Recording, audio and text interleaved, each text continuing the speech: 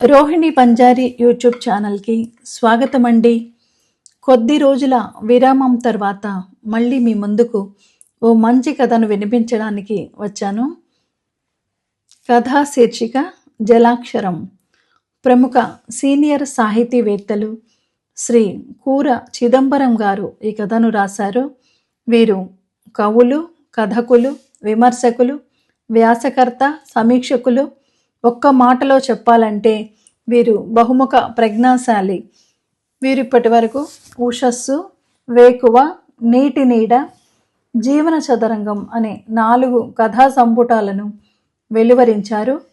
జీవన చిత్రాలు అనే వచన కవిత్వం, ఆలోచన సులోచనాలు వ్యాసాలు, అనుభవాలు పాఠాలు వ్యాసాలు, నాయనమ్మ చెప్పిన కథలు, బాలల కథలు వెలువరించారు. వీరి సాహితీ సేవలకు గాను లెక్కకు మిక్కిలి సాహితీ పురస్కారాలను పొందారు. వీరు రాసిన జలాక్షరం అనే కథ జీవన చదరంగం కథా సంపుటిలోనిది. ఈ కథ మన తెలంగాణ దునియా 10 నవంబర్ 2019 సంచికలో ప్రచురించబడింది. కథా శీర్షిక జలాక్షరం. రచన శ్రీ కూర చిదంబరం. వినిపిస్తున్నది రోహిణి వంజారి. జలాక్షరం. ఇవాళ ఆదివారం. హైదరాబాద్లో లా మొదటి సంవత్సరం చదువుతోన్న నాకు ఆట విడుపు. రోజంతా కొత్తగా పెళ్ళై కాపురం పెట్టిన అక్క బావల ప్లాటులో గడిపే అవకాశం ఉంటుంది. అక్కతో నాకు చనువు ఎక్కువ. బావ జోవియల్ మనిషి, ఇట్టే కలిసిపోతాడు. వారమంతా క్యాంపస్లో అవే ముఖాలు చూడడంతో విసుగెత్తిన నాకు ఆదివారం ఇలా సరదాగా గడిచిపోతుంది. అక్క వాళ్ళ ఫ్లాట్ బెల్లు నొక్కాను.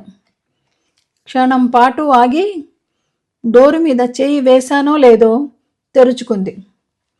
ఎన్నడూ కానని, ఊహించని దృశ్యం ఎదురైంది. సునామీ వచ్చిన సముద్రంలా ఇల్లంతా కల్లోలంగా ఉంది. సోఫా మీద విడిచిన గుడ్డలు, ఎదురుగా నేల మీద చెల్లా చెదురుగా పడి ఉన్న వంట పాత్రలు, అపరాలు, ప్లాస్టిక్ బుట్టల్లో నుంచి నిస్సహాయంగా బయటకు చూస్తున్న ఆకుకూరల కట్టలు, నలిగిపడ్డ పండు టమోటాలు. సరైన చోటికే వచ్చానా అనే సందేహం పొడజూపింది. నిశ్చయంగా అదే ప్లాటు. ఎటొచ్చి రాకూడని సమయంలో వచ్చినట్లుంది. గడప దాటాలని ఎత్తిన నా కాలు గాలిలో అలాగే నిలిచిపోయింది. ఇక్కడి దాకా వచ్చి తలుపు తెరిచి రాకుండా అలా ఆగిపోయావేంట్రా? మీ మగజాతే అంతా ఓ పట్టాన అర్థం కారు అప్రాచ్యుడా, లోనికి తగలడు.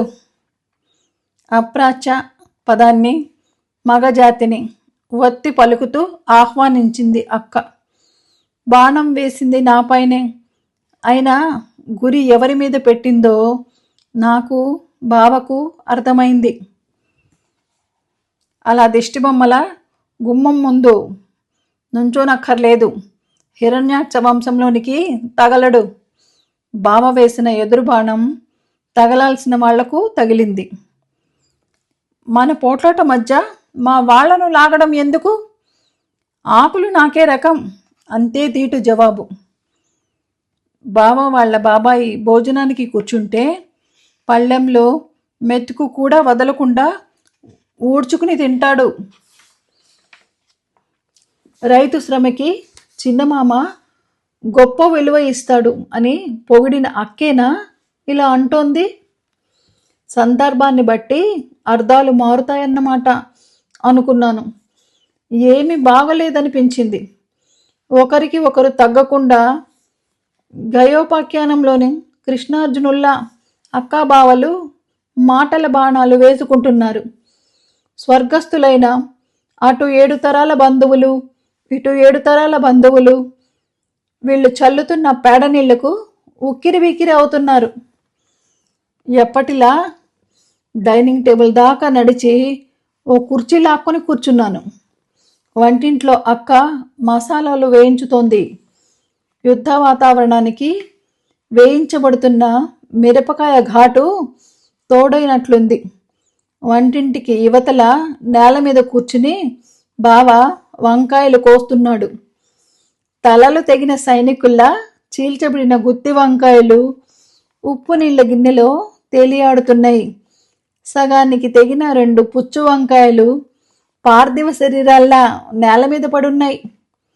ఉల్లిపాయలు వలుస్తూ కోస్తున్న బావ కళ్ళల్లో నీళ్లు, ముక్కు ఎగబేలుస్తూ కళ్ళు తుడుచుకుంటున్నాడు. వాళ్ళ వాగ్యుద్ధానికి అటు ఎండుమిరపకాయల ఘాటు, ఇటు ఉల్లిపాయలు ఎగదోస్తున్నాయి. పొగలు కక్కుతోన్న టీ కప్పు విసురుగా శబ్దం చేస్తూ నాకు ఎదురుగా డైనింగ్ టేబుల్ మీద ల్యాండ్ అయింది. అమ్మయ్య, అక్కకు నా మీద అంత కోపం లేదు అనుకున్నాను. అయినా నాకెందుకో మహా చెడ్డ ఇరకాటంగా ఉంది. నాకు తెలియాలనో లేక మరో మగపురుగు బలం చూసుకునో బావ మొదలుపెట్టాడు. ఈ ఆదివారం స్పెషల్ గుత్తొంకాయ అంటూ నువ్వే ప్రపోజ్ చేశావు. ఆదివారం హాయిగా మరో గంట పడుకునియకుండా లేపి రైతు బజారుకు తరిమావు. ఇంత కష్టపడి వంకాయలు తెచ్చాక 1-2 పుచ్చులకే రాక్షసిలా దులిపేస్తున్నావు. ఇంటి ముందుకు వచ్చే బండి వాళ్ళలా నింపాతిగా రైతు బజార్లో ఏరుకునివ్వరు తెలుసా? బావ నిలవరింపు. మహా బాగా తెలుసు. రైతు బజార్లో అమ్ముతున్న పైటలు సరిగ్గా వేసుకొని బామల్ని చూడగానే మీ మతి పోయిందని తెలుసు. అలా వాళ్ళ అందాలకు మైమరిచి చచ్చులు పుచ్చులు చూడకుండా పట్టుకు రావడమూ తెలుసు. అక్క ముక్తాయింపు. ఇదిగో, ఇలాంటి తలతిక్కల మాటలు అంటుంటే నేను ఊరుకోను. ఊరుకోక ఏం చేస్తారు? తల మొలేస్తారా? ఊరేస్తారా? ఉట్టికెక్కుతారా? కోర్టుకెక్కుతాను. నీతో వేగడం నా వల్ల కావడం లేదు. బాబాబు, అదేదో త్వరగా చేయండి. ఎర్రగా బుర్రగా ఉన్నాడని చూసి ₹1,00,000 ఉద్యోగమని వినగానే మా నాన్నకు నేల మీద కాళ్ళానలేదు. దివ్యమైన సంబంధం అంటూ నాకు పెళ్లి చూపుల వైభవం దక్కనీయకుండా నిన్ను నా నెత్తికెక్కించాడు. పైగా మీ వాళ్ళు అడిగినంత కట్నం కక్కారు. ఈసారైనా కాస్త డేటింగు అది చేసి చచ్చులు పుచ్చులు కాకుండా మంచివాణ్ణి చేసుకుంటా. రాక్షసి, కోర్టుకు కాదు, నిన్ను హత్య చేసి జైలుకు పోతా. నిరభ్యంతరంగా మీ ఇష్టమున్న చోటుకు వెళ్ళండి. వెళ్ళే ముందు కాస్త ఏటీఎం పాస్వర్డ్ చెప్పి వెళ్ళండి. ఎన్నడూ చూడని అక్కాబావల వాగ్యుద్ధంతో నాకు మతిపోతున్నది. కరవమంటే కప్పకు కోపం, విడవమంటే పాముకు కోపం. నేనెవరి పక్షం వహించాలో తెలియడం లేదు. వాళ్ళిద్దరూ నన్ను గమనించని ఓ క్షణాన బతుకు జీవుడా అనుకుంటూ బయటపడ్డానే కానీ నాకు అన్నం సహించడం లేదు, నిద్ర రావడం లేదు, పాఠాల మీద మనసు అస్సలు నిలవడం లేదు. నిజంగానే అక్కాబావలు విడాకులు తీసుకుంటారా? పరువుగల అమ్మా నాన్నలు గుళ్ళో తలెత్తుకు తిరగగలుగుతారా? విడాకులయ్యాక నాన్న అక్కను ఇంట్లోకి రానిస్తాడా? అక్కకి స్వాభిమానం పాలు ఎక్కువే. విడాకులయ్యాక అక్క ఎలా బతకగలదు? తను అడ్డుకోవడానికి విడాకుల చట్టంలో ఏదైనా సెక్షన్ ఉందా?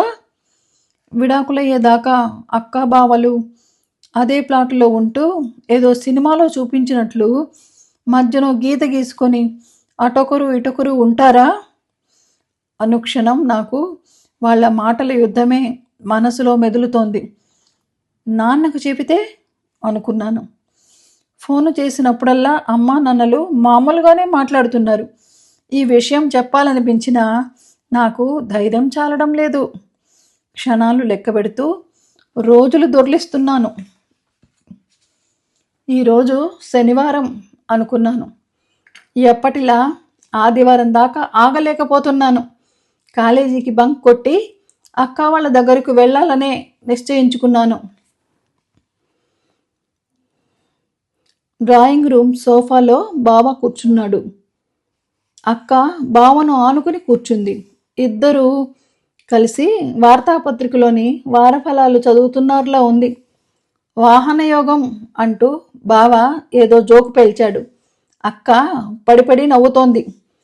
నా కళ్ళకు నేనే నమ్మలేకపోయాను. ఏ రోయ్, అక్క మీదికి గాలి మళ్ళిందేంటి?